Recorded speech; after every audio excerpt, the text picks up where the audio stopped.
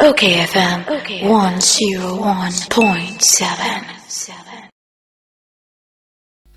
Wonimonyafo Henry Dr. Kwabena Kokofu a former MP for Bantama was a former chairman for Bantama constituency. Wonimonyafo me moache. Nabakwode. Oh, I don't know yes. Eja Bank of Ghana said ye be ye na ye financial sector no ye bank ahodo savings and loans for ni finance yi ahodo no on betimi sanitizing no enu anso wo mo de miensa aduonu miensa 23 aba be gudwa na wo kire mu a kire se eniema ne yenyan a wa kire mu a se egu no e de koma receiver no be hwese wo mo mdwe kire wo mu no wo mo nyina betuaka yeni wa angasa wonua wafa ya mo afifa ponko twe nkomo but de wo kire mu se ade amu ye nyina kenke kwa obi disa Dr. Kwabena donko mo ahyeda se mbogu na dwuma cause mensa wo tabre ni de no kra mo hunu se mbagye ana me kra me kire ne se financial sector no Bank of Ghana eni enya ban the control Bank of Ghana wo se kra no a governor no aban na appoint nam say na administratively no ma ye adwuma ho no de wo me public servants ay appoint wo say no kra still sa na tie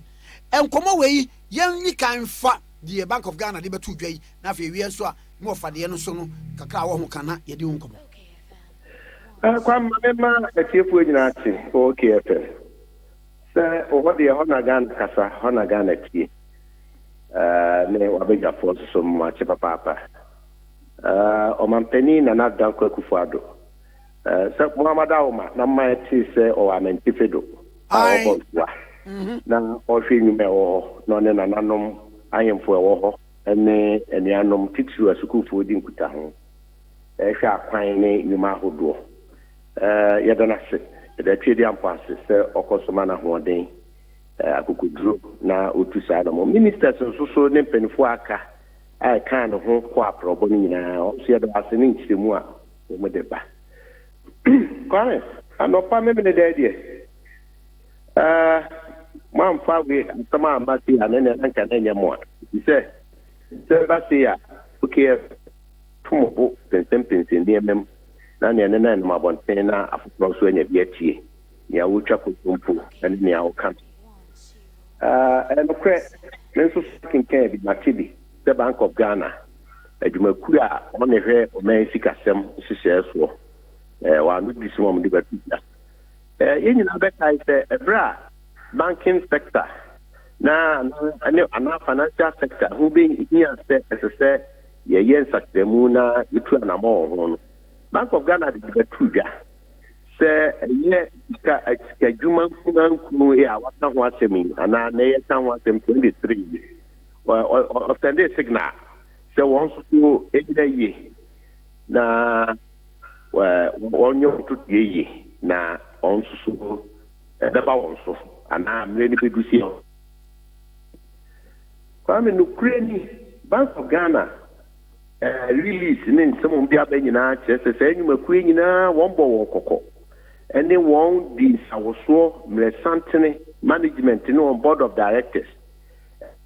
se mujumedie ba ku mienu miensa so ani musika tem of form nyapom no edu musika on getire betom ho minka nti mumpa hu bibi nye na mututu anamo minim Bank of Ghana proud suggestion bi ba say ni aye friend merger no kwamso de wo finances inti NBA inti uni merger sem pa se wo ahoodin so na de so na yemfa se Isaac ahoodin so yetim keka yegetire bom so ni abeya adwumakuo baako na na emu ayetu dan tusie ni nyina bai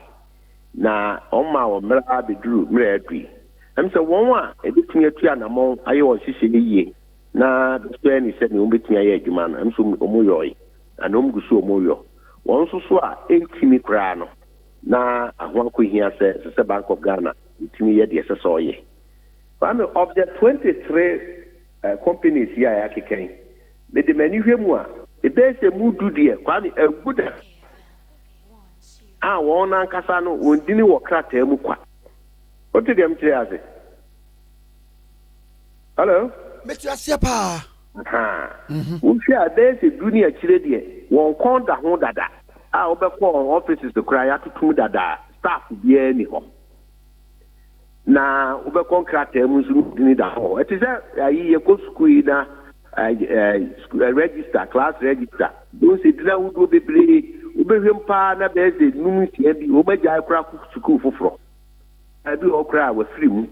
And idea no cry about what me school be. Also, na in the hall register. Ah, yeah, can students and they can account. If Brano goes the headmaster or Chenny Pen or disperse the tone of Venezuela. Now, be warrior or Shishim, timber class near a head count.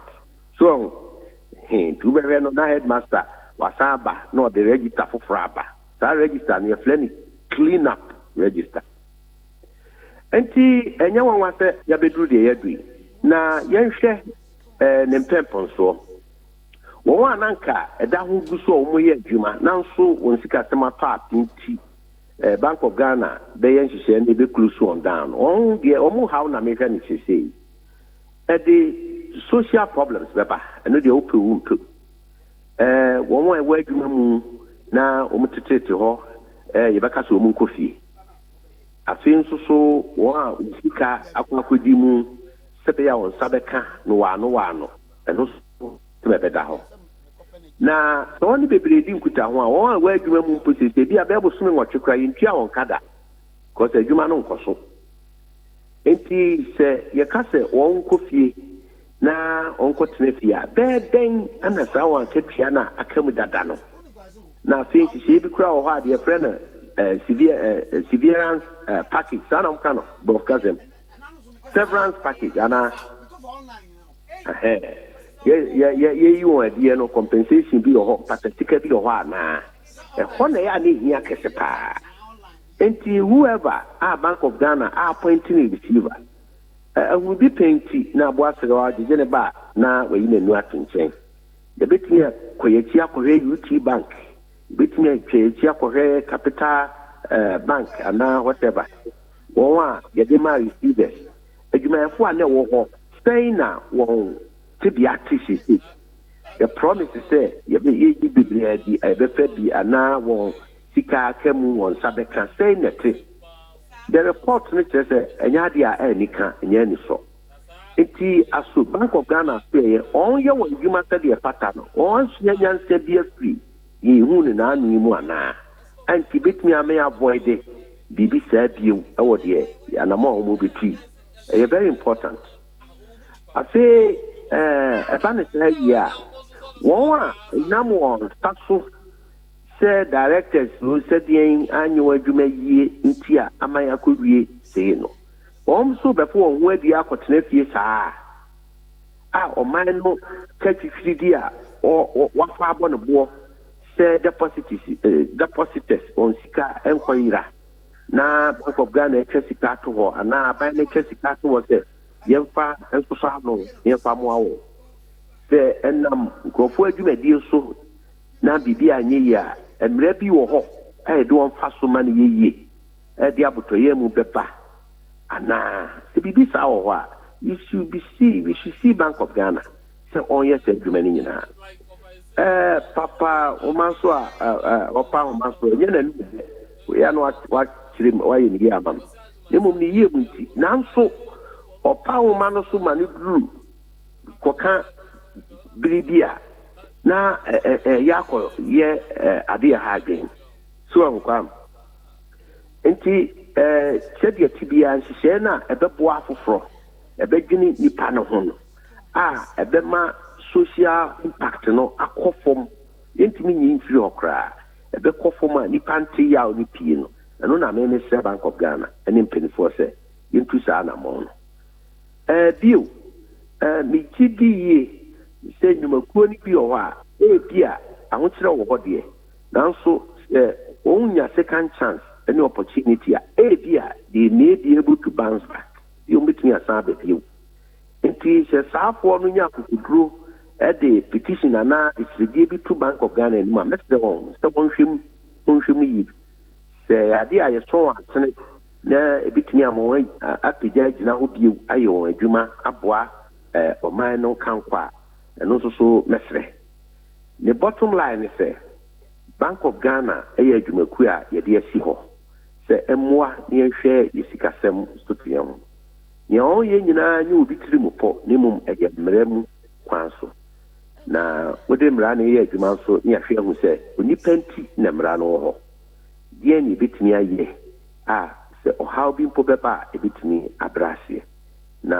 yɛhu no pɔmɛsi berɛ womam kwan a mɛkɔ ne a wo nua yɛ amoapɔnkɔ wɔfa meeting mo babita sɛ ayi wodi sɛ yɛwura amoapɔnkɔ atɔpɛ yi ogyina wɔ fidie so na ɔkaa sɛ Bank of Ghana adwuma ɔmo yɛ adwuma paa anka menyɛ sure sɛ NDC amayɛkɔ meeting obɛtumi akɔdi bio da onim pefee ayi wɔfa ansa ne yɛbɛkɔ ɔfa amoapɔnkɔ mim sa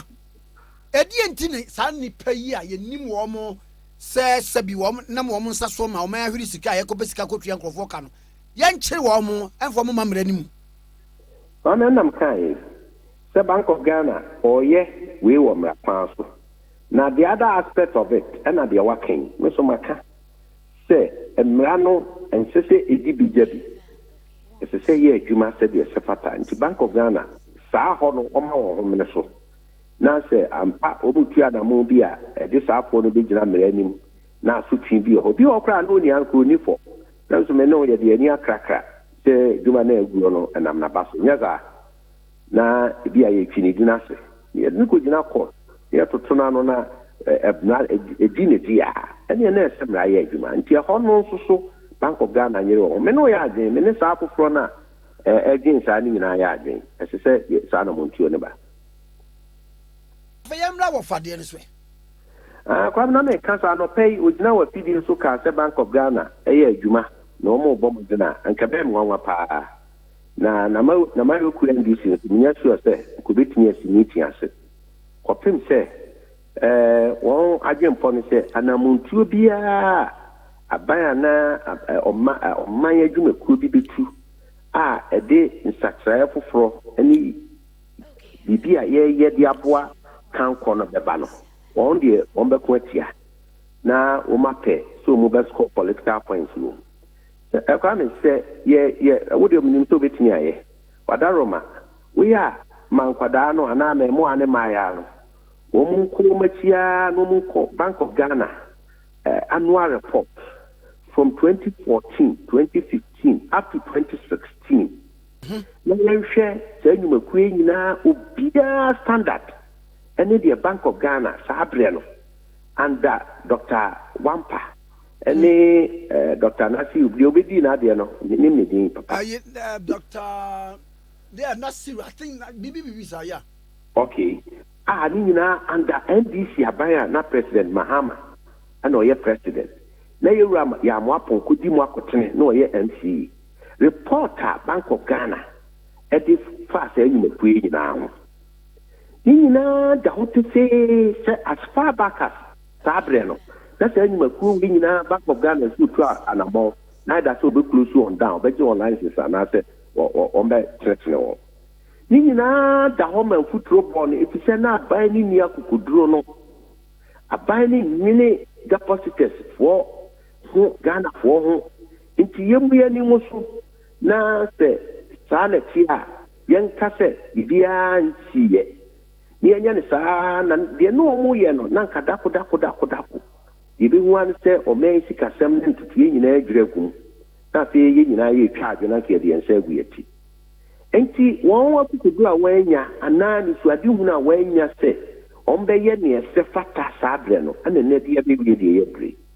kwame ayi akwadaa no ketewa no maame no abɔ no pampas na mmerɛ bi adu na sɛ wagya ne nan anaa mpo wagu nsuo na pampas yi afɔ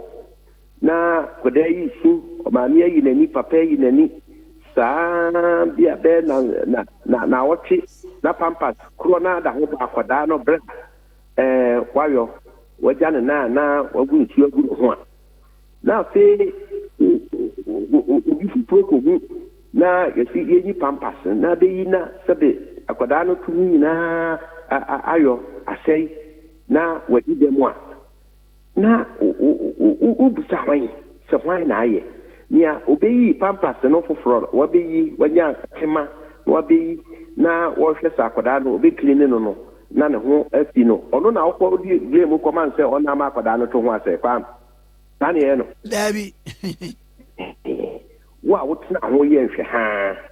na akwadaa ketewa wontumi nkasa na pampas bɔ no no wosu na wakɔhunu sɛ ampa afɔ na wamua na wahwɛ na wɔtwe nanan sana ɔdomfuo bi ba bɛyɔ no ɛkyerɛ sɛ subuo bi wɔ hɔ a wo na ɛsɛ de bɔwɔ saa pɛpɛpɛ ne ɛwɔ mu sisi na baabi a yɛ no nya afei ne yɛbɛkɔ yɛakyi abɛyɛ anim wɔn a na ayɛ mfomsoɔ wɔn a na anyɛ no yie na nipa bi kasa te sɛ nea yɛwura yɛ amoapɔnkɔ no mu kasa yi a ɛno na ɛma ho kwan ɛma yɛbɛkyerɛ nsɛm kɔ akyire otherwise yɛde amamuo no ahyɛ president Akufo-Addo ne MPP nsa fofie nan nti nyɛ yɛn yɛasɛm ne sɛ yɛbɛyɛ complain anaa yɛbɛbɔ soboɔ ɛsɛ sɛ nea yɛbɛtoo yɛ a anyɛ yie no yɛpɛ kwan de so ne yɛyɛ ma no yɛyie na Ghanafoɔ hu sɛ ampa yɛbaase yɛbɛyɛ adwuma ne yɛamɛda anaa yɛama sɛ yɛbɛfoa deɛ ɛnyɛ no so nti bere biara yɛbɛbue biribi so a ɛnyɛ na ehia ma nkorakora ne nsiesie no yɛtu ho anamo a na wɔn watu mmirika aba abɔnten sɛ aha mo na ma yɛ ne sɛ yie mo na ɛno na ma yɛba yɛkyi bɛka sɛ yɛbu nkɔmpɔ kɔhwɛ nea etwaa mu kɔɔyɛ no a ɛno nti ne yɛbɛduru deɛ yɛadu nti yɛsrɛ no yɛpa no kyɛw sɛ ɔmu nni message biara de ma Ghanafoɔ a ɔmu nyɛ kɔm already ɔma ma yɛate aseɛ sɛ free SHS a yɛwura Akufo-Addo de baeɛ no ɔmu bɔ ɔmu bɛtwam ɔma me ate aseɛ sɛ wafa yakra wɔn de krataa ba abɔnten sɛ obi mɛkyerɛ baabi a wɔn gyina hɔ kan sɛ wɔn bɛyɛ na deɛ wɔn ka no sɛ wɔn bɛyɛ review. Kwame so ayi NDC for ɛha baako nso no wɔn ankasa ɛwɔ awurefie yareɛ na wɔn deɛ na yɛbɔ apayɔ na wabɔ apa na ne wurefie deɛ ɔno a waka na wayɛ nti ya do mu susu saa ma Ghanafoɔ sɛ nka Ghanafoɔ yɛn nso yɛnya saa awurefie yareɛ no bi batɛnte saa Kwame as back as 2012 na candidate Akufo-Addo ɛwɔ Tamale ayɛ debate ɔde saa adwene no tu dwa no yɛhunu nea Ayarekɔf ɔyɛɛ hɔ yɛte nsɛm a President Mahama kaeɛ ɔka siri so dua sɛ ɛnyɛ possible ɛnyɛ yie da Ghana yɛnuru hɔ yɛte deɛ the late Lee Okran na ɔyɛ education minister a ɔna hwɛ adesua deɛ so yɛte deɛ ogyina aban no anim saa berɛ no kaeɛ anaa mu kaeɛ sɛ ɛnyɛ yie da gye sɛ 20 years akyi na deɛ yɛkan deɛ ɛyɛ wurasɛm yɛte nea yɛwura sie do nkatia general secretary ɔka fa SHS no ɛyɛ ade ɛda ho da Ghanafoɔ tirim yɛte nsɛm ahodoɔ bebree a wɔn kae Kwame mame ɛnyɛ one prediction akakakraa bi President Mahama ne NDC-foɔ bɛba abɔnten abɛka sɛ wɔn anka da sɛ ayi teacher and nursing training allowance aban tumi ntia na wɔn bɛtwam wɔn bɛka sɛ wɔn anka da wɔn bɛka nkora sɛ wɔn antwam da ɛnkyɛ pii ɛyɛ nkɔnsɛ na mehyɛ wɔ Kwame wonim nea akɔfa all U10 yaba dabi deɛ akɔfa aba ne sɛ NDC as a political party ɔntu anamɔn bi ɛyɛ hyɛ nipa bi sɛ wɔn nyɛ nhwehwɛmu deɛ wɔfrɛ no research ne kakra ma wɔn ɛwɔ the 6 newly created regions a abɛka ho na nhwehwɛmu no nkyerɛmu kyerɛ sɛ yɛto aba no a saa mufoɔ regions no nyinaa bɛto aba kɛse paa ma President Akufo-Addo New Patriotic Party eti in effect no wɔn sɛ NPP ne President Akufo-Addo votes ɛbɛ appreciate na President ne NDC votes ɛbɛba ana ebusa sɛ na nyinasoɔ no deɛ he nyinasoɔ no yɛ dɛ nan ase num na deɛ gyina so kɛse paa ne free SHS na President Akufo-Addo de aba no ani agye ho wani gye ho it is a sad year if you mun na deɛ ne ɛbɛyɛ afa ho sɛ o recommendation ne sɛ ntempa free yɛbɛtwa free SHS num yɛ free SHS nyade a ɛbɛboa wɔ man yɛntwie ho mfirim nti ana wɔn akɔtena ase ayɛ meeting sɛ free saa abiri kɔ no yɛn nyinaa yɛnto free SHS nyɔm nea mmɔmɔdena sɛ ghanafoɔ bɛhuru sɛ yɛn nso so yɛpɛ free SHS no na kwame sɛ bi na mede akwadaa 7 previous a wasɛe ne ho ɛwɔ pampas mu ɛyɛ mpato ho no saa abiri yi akwadaa no pampas no nsɛn ho no ɛwɔ mu dada ubie pampas no so ade wobɛhu umie I see. Ade no kora teko. But yenya story ni nyina. Yenya story ni nyina. Na ima ye ni oni manyamfo honorable Dr. Henry Kwabena Kokofu ena etwetwe nkomo na yenkɔ yenim na afei yenkɔdi nkomo nso ahodo. Okay FM 101.7